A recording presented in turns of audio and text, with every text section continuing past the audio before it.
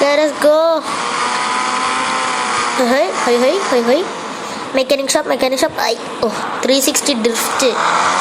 അല്ല പിന്നെ ഗൈസ്. ഓ എൻ്റെ ഇതൊക്കെ ഇവിടെ ഗൈസ്. എൻ്റെ ടാങ്കും മിസ്സിങ് ആയി, അത് മിസ്സിങ് ആയി. അപ്പോൾ സ്പോൺ ചെയ്യാം.